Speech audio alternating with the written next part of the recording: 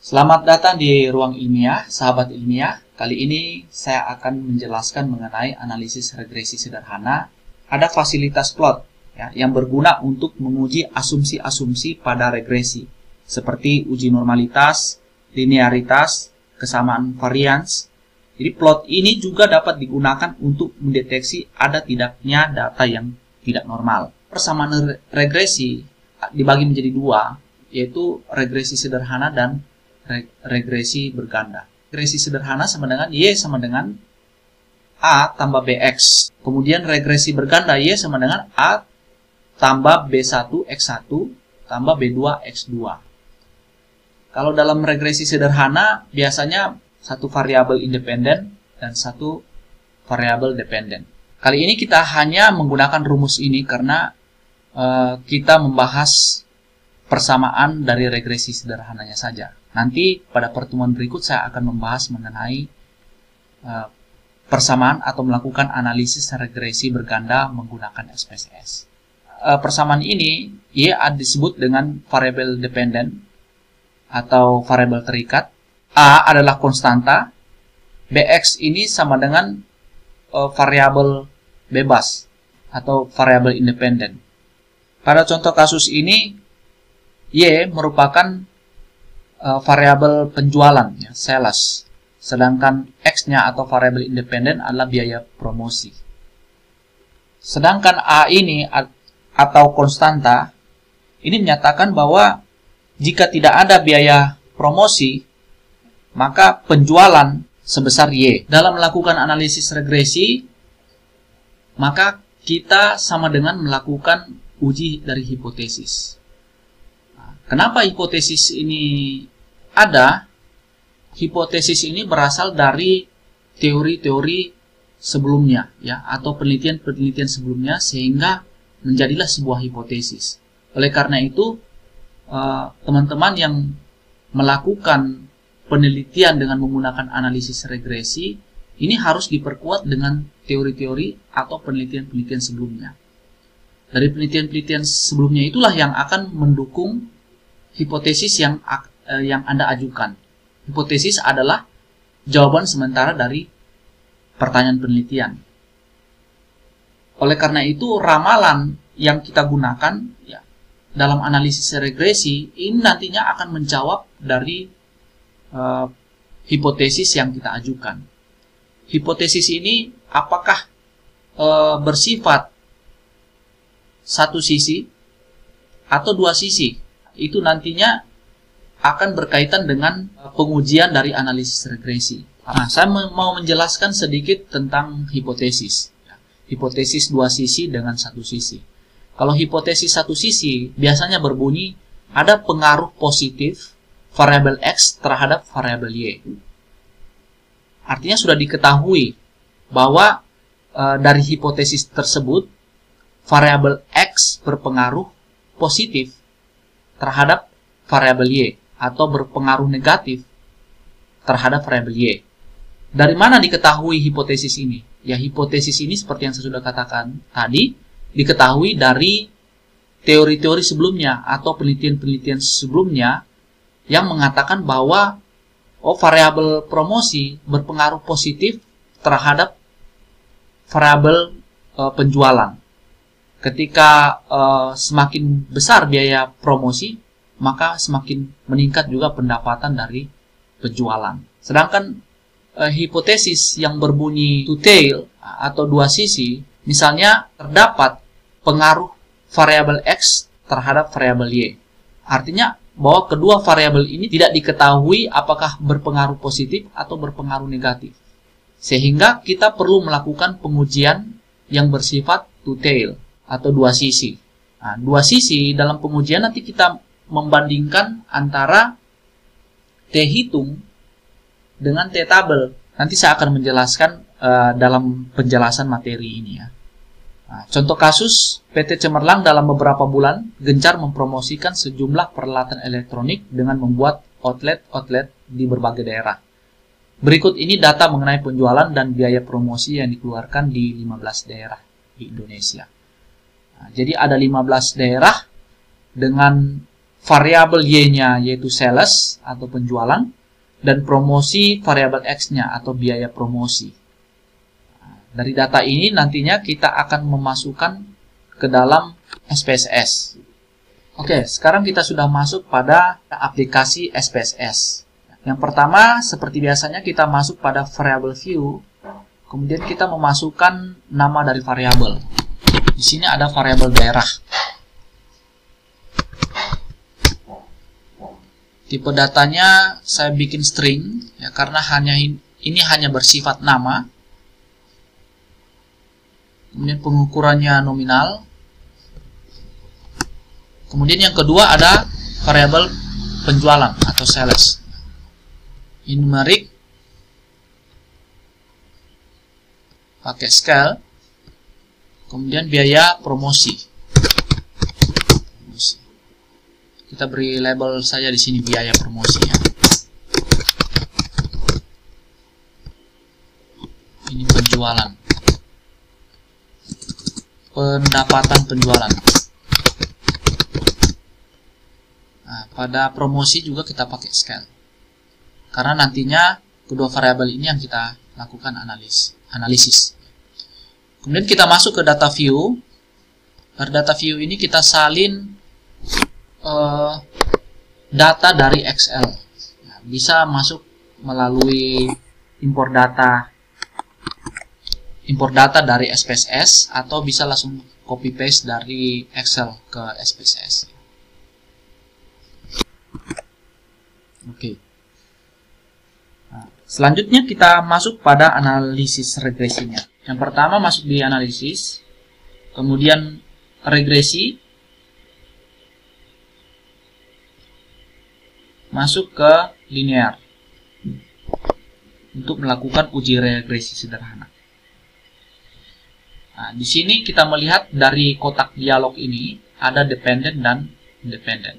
Jadi karena variabel yang akan diprediksi adalah variabel sales, maka kita masukkan variabel sales pada kotak dependent.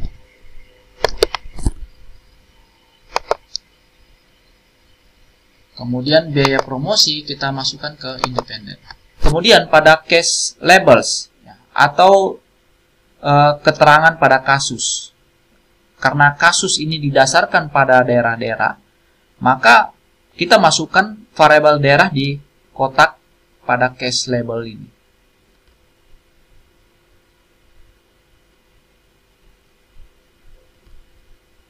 Metode ini atau cara memasukkan atau seleksi variabel ya. Metode ini bermacam-macam seperti ada stepwise, remove, backward, ya, kemudian forward ya. Pada kasus ini kita akan memilih metode yaitu enter. Karena prosedur pemilihan variabel di mana semua variabel dalam blok ini ya dimasukkan dalam perhitungan single step. Tapi pada umumnya biasanya regresi yang populer ya dia menggunakan stepwise, di mana terjadi banyak tahapan dalam perhitungan regresi. Kemudian setelah itu kita masuk pada optionnya. Dalam option ini kita menggunakan probability F ya. Ini nantinya digunakan uji F yang mengambil standar angka probabilitas sebesar 5%. Karena itu angka yang kita entry yaitu sebesar 0,05. Ini sudah kita centang di sini. Kemudian biarkan pilihan include constant in equation. Jadi biarkan tetap tercentang pada include constant in equation. Nah, pilihan ini akan menampilkan persamaan regresi yang menyertakan konstantan nantinya ya. Kemudian selanjutnya pada kotak dialog missing value ini tetap di exclude case. Ini berguna atau digunakan ya untuk data kasus agar tidak ada yang hilang ya. Klik continue. Kemudian selanjutnya di statistik ya. Di statistik kita memilih estimate tetap, model fit. Jadi dalam pilihan ini estimate ini jika tidak diaktifkan maka koefisien regresi itu tidak ditampilkan pada output SPSS. Kita tambahkan deskriptif. Pada residual, kita gunakan case-wise diagnostic.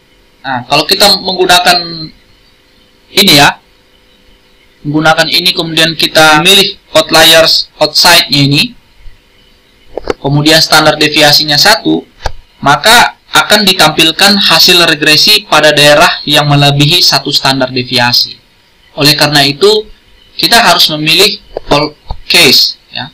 Artinya, ya, kita pilih all case untuk melihat pengaruh regresi terhadap semua daerah. Kemudian selanjutnya kita pilih continue, pilih kolom plot atau berhubungan dengan gambar atau grafik ya untuk regresi. Di sini ada beberapa fasilitas plot ya yang nantinya berguna untuk menguji asumsi-asumsi klasik ya pada regresi ya, seperti uji normalitasnya ya, melihat linearitasnya, kesamaan variansnya. Nah, plot juga dapat digunakan untuk mendeteksi ada tidaknya data yang tidak normal. Kita akan memilih 3 plot. Yang pertama adalah klik mouse pada pilihan residual student delay. Kemudian kita masukkan pada variabel y-nya, masukkan lagi set prediction, dan masukkan pada pilihan x-nya. Nah, setelah kedua variabel y dan x terisi, kita klik tombol next untuk melanjutkan pengisian pada plot kedua. Kita masuk pada plot kedua. Ya, sekarang klik mouse pada z prediction. Ya, kita masukkan pada pilihan y. Kemudian selanjutnya kita klik ya mouse lagi pada pilihan dependent.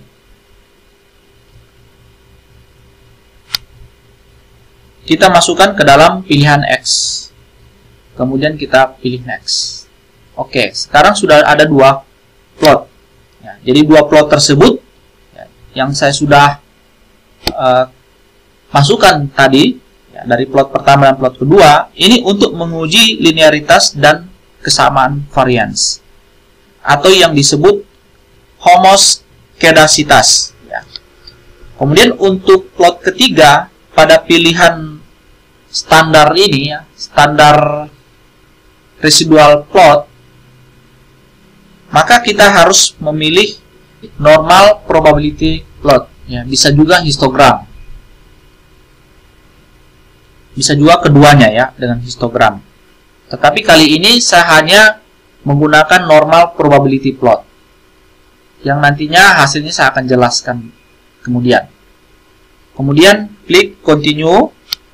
Nah, kita kembali pada kotak dialog utama. Ya, jadi pilihan-pilihan yang lain untuk keseragaman itu tidak akan dibahas di sini. Kemudian kita tekan OK untuk proses datanya. Selanjutnya saya akan menjelaskan output dari SPSS yang tampil pada layar ini. Yang pertama adalah deskriptif statistik. Kalau kita melihat di sini bahwa rata-rata sales atau pendapatan penjualan dengan jumlah data yaitu sebanyak 15 atau jumlah responden sebanyak 15 adalah sebesar 246 juta dengan standar deviasi 41,11 juta. Sedangkan biaya promosi rata-ratanya sebesar 34,67 juta ya, dengan standar deviasi 9,68 juta. Kemudian selanjutnya pada tabel yang kedua ini adalah tabel korelasi. Tabel korelasi untuk melihat apakah hubungan dari kedua variabel ini sangat kuat atau tidak. Berdasarkan pada tabel ini, besar hubungan antara variabel sales atau pendapatan penjualan dengan biaya promosi ini memperlihatkan atau menunjukkan hubungan yang sangat erat atau hubungan yang sangat kuat karena mendekati 1 ya. Dan arah hubungannya bersifat positif karena tidak ada tanda negatif. Artinya apa? Semakin besar biaya promosi yang dikeluarkan akan membuat penjualan juga semakin meningkat atau semakin besar. Demikian pula sebaliknya, makin kecil biaya promosi, maka akan semakin kecil juga pendapatan penjualan, ya, karena hubungan kedua variabel ini bersifat positif, bukan bersifat negatif. Kalau bersifat negatif berarti lawan arah, ya. Kalau biaya promosi meningkat, penjualan rendah, atau biaya promosi rendah, penjualan meningkat. Itu kalau hubungan negatif. Tapi kalau kita lihat di sini hasilnya berhubungan positif, artinya kalau biaya promosi meningkat, maka pendapatan dari penjualan atau sales itu juga mengalami peningkatan. Nah, kemudian kita melihat dari tingkat signifikansinya. Tingkat signifikansi koefisien korelasi dari satu sisi output, ya, ini menghasilkan angka 0,000. Artinya bahwa probabilitas itu jauh di bawah 0,05, ya, atau 5%. Maka korelasi antara sales dengan, atau korelasi antara pendapatan penjualan dengan promosi itu sangat nyata atau sangat signifikan. Kemudian yang berikut adalah tabel dari variabel enter, ya. Kalau kita melihat di sini, variabel enternya adalah biaya promosi. Jadi pada tabel ini menunjukkan bahwa variabel yang dimasukkan adalah biaya promosi, ya. Nah, dan tidak ada variabel yang dikeluarkan. Kalau kita melihat di sini kosong. Hal ini disebabkan metode yang kita pakai tadi itu, ya, adalah single step atau enter, bukannya stepwise, ya. Kemudian yang kedua adalah model summary. Model summary yang perlu kita lihat adalah R-square-nya ini sebesar 0,839. Jadi kalau dipersenkan itu sebesar 83%. Artinya apa? Bahwa variabel promosi, ya, sebesar 83%, ya, mampu menjelaskan dari variabel pendapatan penjualan atau sales ini, ya.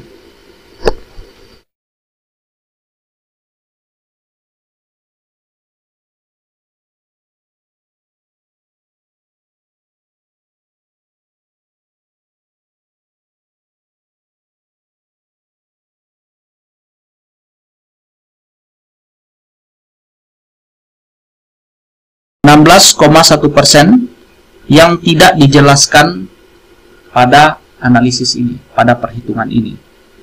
Jadi 16,1% itu dijelaskan oleh faktor-faktor yang lain, oleh sebab-sebab yang lain.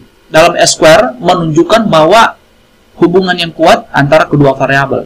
Jadi kalau semakin kecil R-nya, maka semakin lemah dari suatu hubungan kedua variabel ini, yaitu variabel promosi dengan variabel penjualan.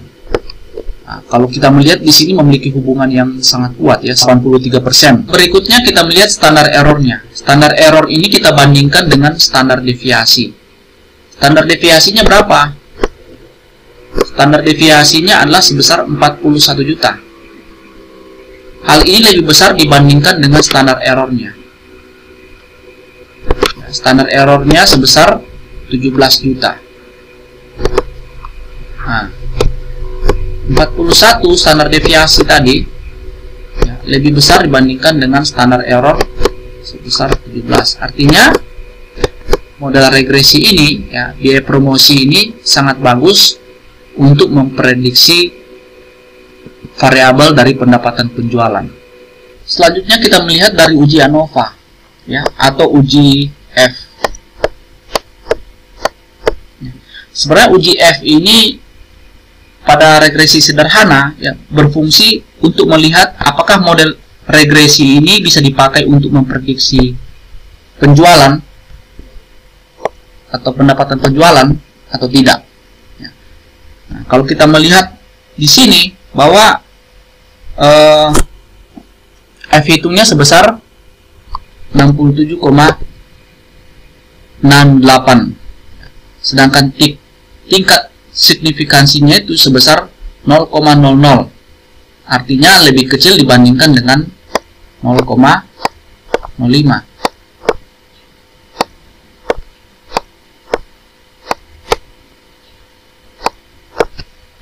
Hal ini menunjukkan bahwa model regresi ini, ya, ini bisa dipakai untuk memprediksi pendapatan penjualan.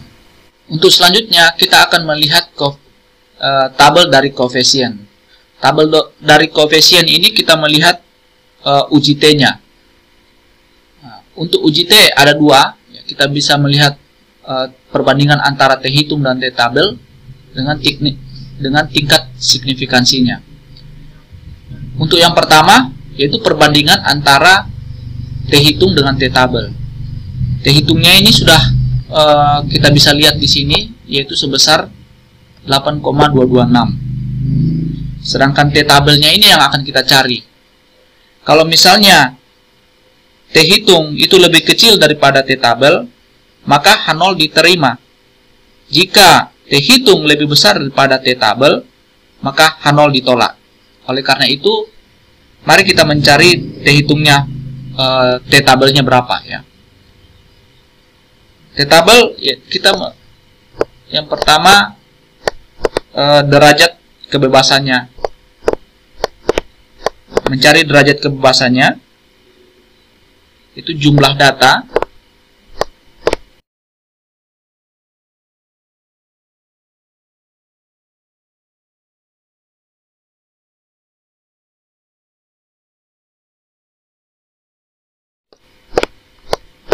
jumlah datanya berapa?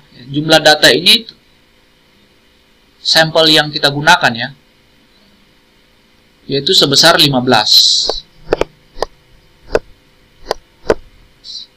N-nya, atau kita bisa sebut ini sebagai N. Ini N-nya. 15 kurangi 2 sama dengan 13.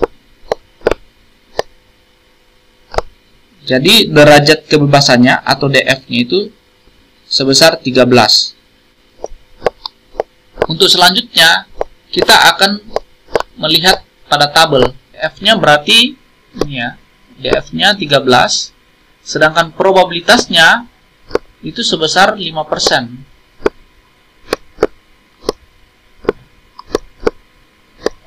Dibagi dengan 2 atau 0,05 dibagi dengan 2, yaitu 0,025.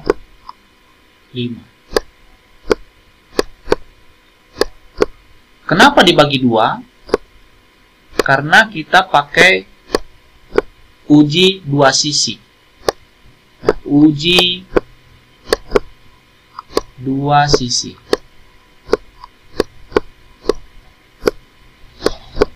Kenapa kita melakukan uji dua sisi? Kembali lagi ke hipotesisnya.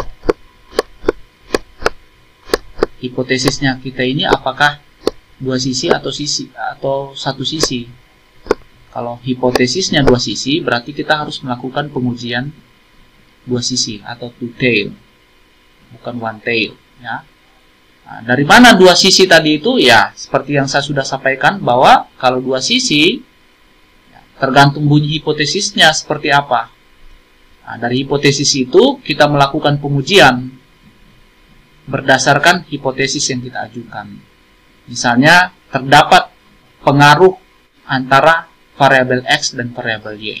Kalau satu sisi terdapat pengaruh positif variabel X terhadap variabel Y, berarti sudah diketahui, kalau satu sisi diketahui bahwa variabel X itu berpengaruh positif terhadap variabel Y. Sedangkan dua sisi belum diketahui kedua-duanya, ya, baik variabel X dan variabel Y tidak diketahui. Artinya tidak diketahui kedua-duanya itu apakah berpengaruh positif atau berpengaruh negatif. Ya. Oke, lanjut, ya. Dua sisi berarti di sini 13 tadi, ya. 13 DF-nya ini 13. Kemudian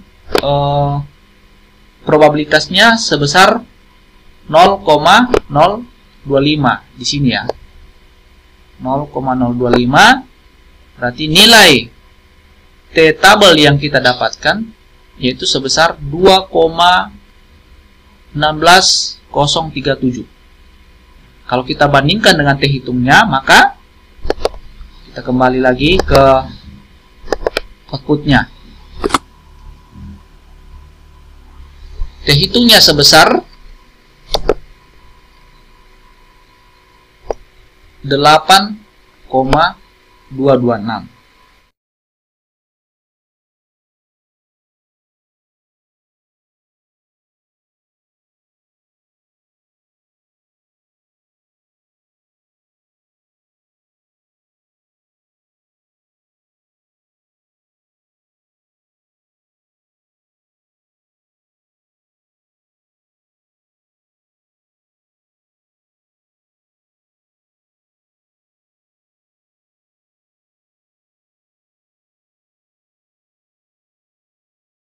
Dari hasil ini maka kita kembali ke hipotesisnya bahwa T hitung lebih besar daripada T tabel, maka H0 ditolak. Seperti yang saya sudah sampaikan bahwa jika T hitung lebih kecil daripada T tabel, maka H0 diterima. Jika T hitung lebih besar daripada T tabel, maka H0 ditolak. Ada pengaruh biaya promosi yang positif. Kenapa positif? Seperti yang sudah katakan di sini ya. Di sini positif, tidak negatif. Jadi terdapat pengaruh positif biaya promosi terhadap pendapatan penjualan. Atau biaya promosi berpengaruh signifikan terhadap pendapatan penjualan. Pengaruhnya yaitu pengaruh bersifat positif. Artinya semakin besar biaya promosi, maka semakin besar juga pendapatan penjualan. Yang kedua, kita akan melakukan pengujian probabilitas. Tadi kalau yang pertama T hitungnya, yaitu membandingkan T hitung dengan T tabel. Kemudian yang kedua ini kita melihat dari sisi probabilitasnya, yaitu tingkat signifikansinya. Nah, di sini berdasarkan nilai signifikannya ini, signifikannya itu 0,001, artinya lebih kecil dibandingkan dengan 0,025.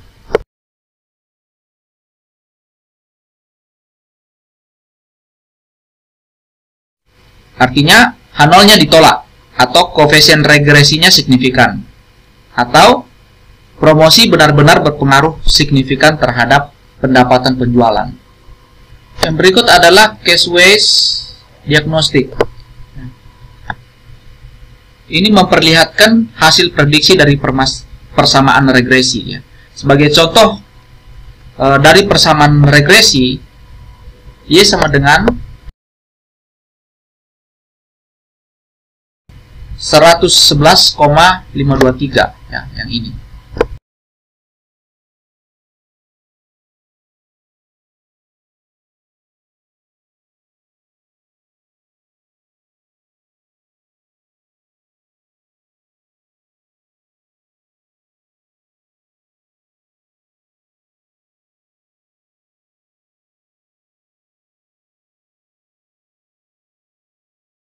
Seperti yang rumus saya sudah jelaskan sebelumnya, ya.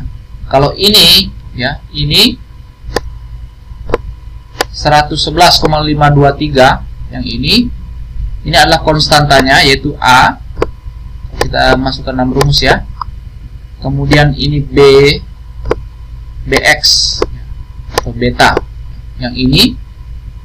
Jadi B-nya ini 3,891 X ya. Sehingga kita masukkan saja ya, X-nya ini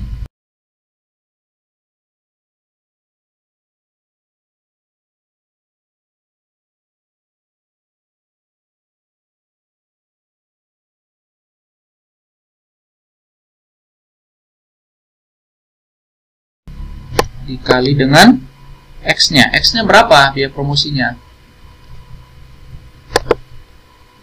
X-nya ini ya, 26 untuk daerah Jakarta, 26 juta. Maka hasilnya 212,5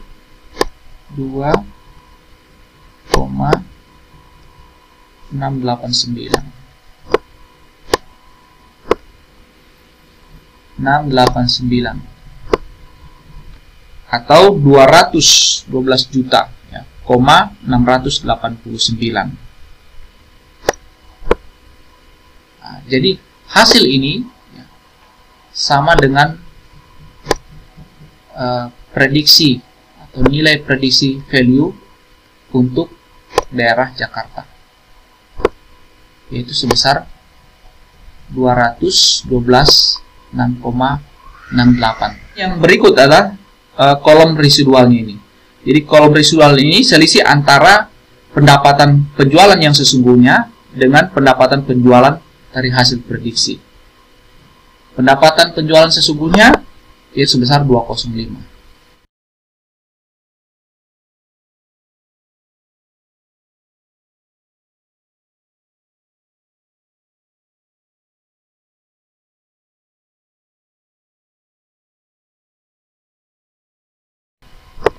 Ini dari hasil perhitungan tadi ini, ya, prediksi value-nya ini, nilai prediksinya.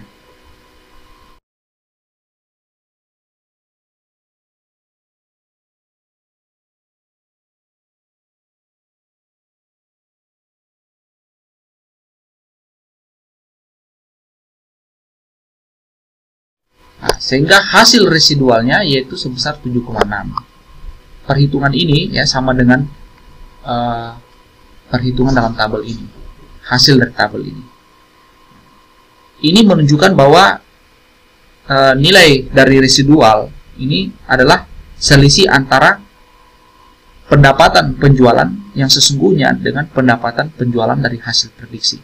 Jadi dari hasil prediksi sama dengan pendapatan penjualan yang sesungguhnya.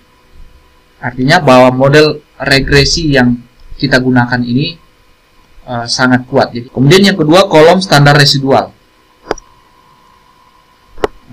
Nilai standar residual ini rumusnya yaitu STD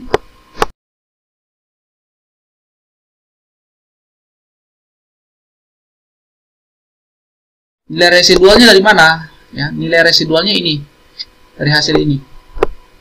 Ini 7,6 atau minus 7 ya, seperti ini ya, minus 7,68